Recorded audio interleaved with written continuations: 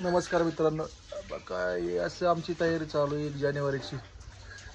सगळ्यात पहिल्यांदा आपल्या गोठ्यातल्या असल्या सगळ्या गायांना चकाचक धुवून काढायचं. आणि मुक्त गोठा असल्याचा फायदा असा होतो की तुम्हाला गायांना सारखं धुवायचा वगैरे त्रास होत नाही. असं बांधून जर गाय असतील अशा प्रकारे, जर बांधून रोज चारा इथंच, पाणी इथंच आणि धारा पण इथंच, तर तुम्हाला कमीत कमी 2 ते 3 दिवसाला गाय धुवायची गरज पडेल.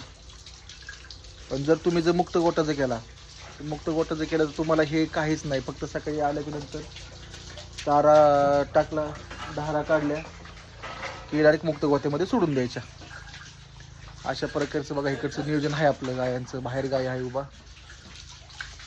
आणि तुम्हाला मुक्त गोठ्याचं नियोजन दाखवतो. अशा प्रकारे इथं ह्या सगळ्या गायांचं चारा धाराचं काम होतं. मिल्किंग मशीनचं पॉईंट आहे. आणि त्याच्यानंतर मग इकडं सगळं झालं की आपण डायरेक्ट सोडतो इकडं. तुम्ही बघत असाल तर अशा प्रकारे इथं बघा लिंबाची झाडं. आता पालवी हिवाळ्यामुळे पालवी झाडलेलीच पूर्ण. आता ह्यांचं जॉन झाडांची सावली इथं बरोबर खाली. आणि तसंच इकडं ह्या मुक्त गोट्यामध्ये सगळं नियोजन होतं. आता असे सोडतो एक गायांना. हे अशा प्रकारे बघा नियोजन आहे.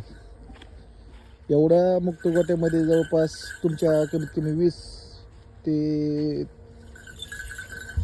20 गायांचं तर कॅपॅसिटी आहेच.